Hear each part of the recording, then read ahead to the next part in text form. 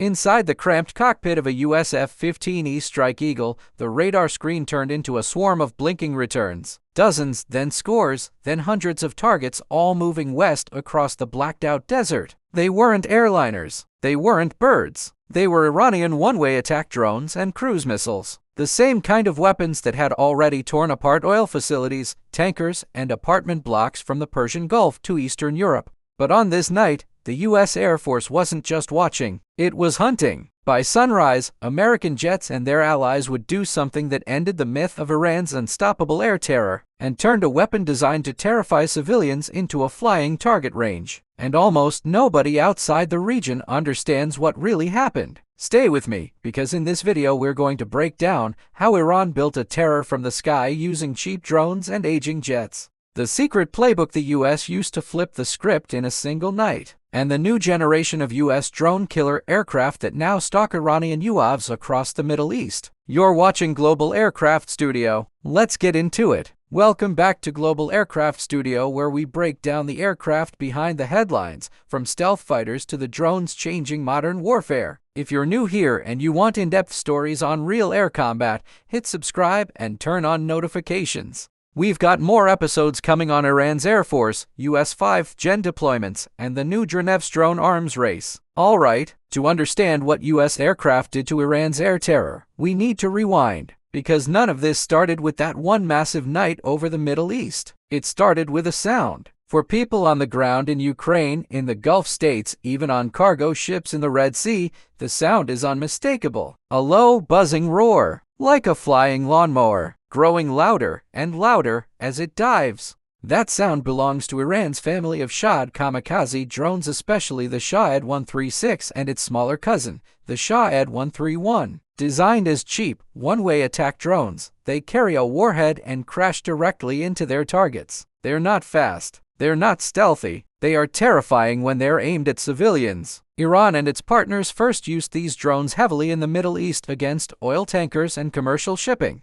Saudi and Gulf oil facilities, and regional rivals through proxies in Yemen, Iraq, and Syria. Then, the world really noticed them when Russia started launching swarms of Iranian-designed Shahed drones at Ukrainian cities and power plants. Cheap, mass-produced, and expendable, a perfect tool for psychological terror and infrastructure damage. From Kyiv to the Gulf, the message was clear: Iran could reach you from the sky, at night, without risking a single pilot. And the Shades were just one part of the story. Alongside drones, Iran's Islamic Revolutionary Guard Corps and allied militias deployed larger UAVs like the Shahed 129 and Mohaji R6, capable of carrying guided munitions, cruise missiles, and ballistic missiles, some fired directly from Iranian territory, others from proxy groups. Older but still dangerous manned aircraft in its own air force, backing up the drone and missile threat. For years, the pattern was the same: drones and missiles launch from Iran, Yemen, Syria, or Iraq. Civilians and bases get hit, oil facilities shut down, ships are damaged, soldiers killed. The world condemns it and moves on. On paper, the United States and its allies had far superior aircraft: F-15s, F-16s, F-22s, F-35s, and entire carrier strike groups. But none of that matters if you can't be everywhere at once.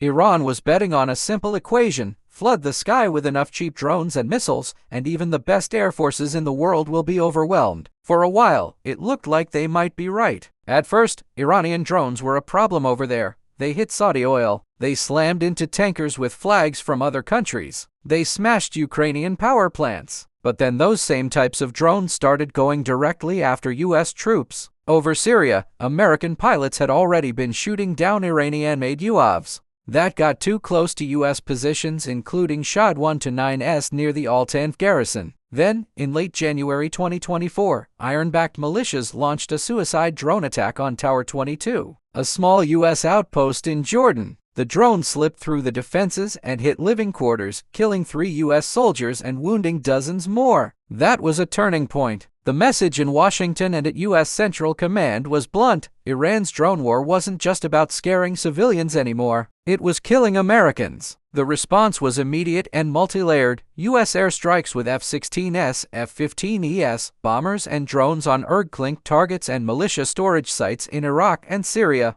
Patriot and THAAD air defense batteries moved into key bases to protect troops and allies from missiles and drones. Increased fighter patrols over Iraq, Syria, and the eastern Mediterranean, ready to shoot down anything heading toward U.S. forces or partners. But for Iran, the real test was still to come. If it could launch hundreds of drones and missiles in one massive strike and punch through modern defenses, the world would see that even the U.S. couldn't stop its air terror. So Iranian planners prepared a demonstration. Iran launched what would become one of the largest air attacks in modern history. More than 300 weapons, including around 170 attack drones, cruise missiles, and more than 120 ballistic missiles, arced toward Israel from Iran, Yemen, Iraq, Syria, and Lebanon. On screens inside U.S. Air Operations Centers and onboard a WACS early warning aircraft, the region lit up. This was it, the nightmare scenario everybody had been gaming out in simulations. But Iran had miscalculated one thing. It wasn't just facing Israel's Iron Dome and Arrow systems. It was facing an entire network of U.S. and allied aircraft and defenses that had been quietly repositioned for months. High above the desert, U.S. F-15E Strike Eagles and F-16 Fighting Falcons were already on patrol or scrambled quickly into the air. These aircraft had decades of dogfighting history, but tonight they were assigned a very different mission: turn Iranian drones into scrap metal before they ever reached Israeli airspace. Using AWACS radar feeds, satellites, and regional air defense data, U.S. controllers created kill boxes engagement zones over Syria, Iraq, and the eastern Mediterranean. As the first waves of Iranian Shahed-type drones and cruise missiles crossed into these zones, U.S. jets went to work. F-15E cruise-fired air-to-air missiles AIM-9X Sidewinders and AIM-120 AMRAAMs at swarms of slow-moving drones. F-16s picked off stragglers and drones trying to fly low and slip around known radars. Naval assets and ground-based Patriot batteries joined in, taking out ballistic missiles further along the flight path. The result? According to U.S. and Israeli officials, about 99% of all drones and missiles launched at Israel that night were intercepted or shot down, many of them outside Israeli airspace, by U.S. and allied aircraft and missiles. U.S. Air Force statements later revealed that Strike Eagles from the 494th Fighter Squadron alone destroyed more than 80 Iranian or iron-backed attack drones during the operation, earning their crews the Distinguished Flying Cross. To put that in perspective, this was the largest air-to-air engagement by U.S. jets in over 50 years, in terms of the number of hostile aerial threats engaged in a single operation. And almost all of those aircraft were unmanned, a clear sign that modern air war had shifted into the drone age. From Iran's point of view, what was supposed to be a shock-and-day strike turned into a public test of its drones and missiles that had failed in front of the entire world. On TV, all most people saw were a few streaks in the sky and distant explosions. What they didn't see: cockpits where U.S. pilots and SUs were cycling through targets as fast as their sensors could lock, air-fueling tankers orbiting for hours to keep fighters in the fight, and controllers in dark rooms managing dozens of simultaneous intercepts,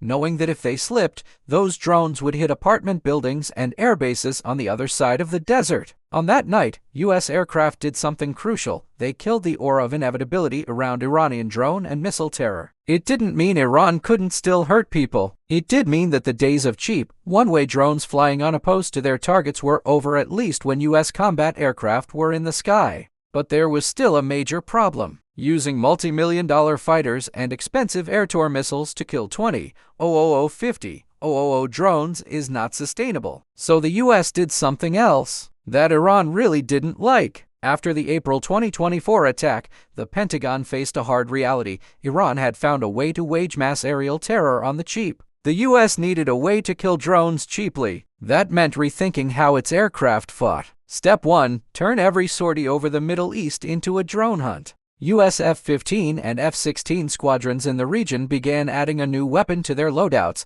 The APE was a guided 70mm rocket originally designed for close air support. With a laser guidance kit, it became a low-cost interceptor that could swat drones out of the sky without wasting a $400,000 missile. During a 7-week campaign against Iranian-backed Houthi drones and missiles in Yemen known as Operation Rough Rider, U.S. fighters used these laser-guided rockets to shoot down around 40% of all hostile drones destroyed in that operation. F-15S and F-16S flying out of regional bases forces turned large parts of Jordanian and Syrian airspace into what some U.S. officers jokingly called graveyards for Iranian drones. Suddenly, Iran's math didn't look so good. Each Shahed-style drone required manufacturing, transport, and launch crews. Each one risked being blown out of the sky by an F-15 using a relatively cheap rocket. And every failed attempt gave Western intelligence more data on Iranian tactics, flight profiles, and electronic signatures. Step 2. If Iran could mass-produce kamikaze drones, why couldn't the U.S.? In December 2025,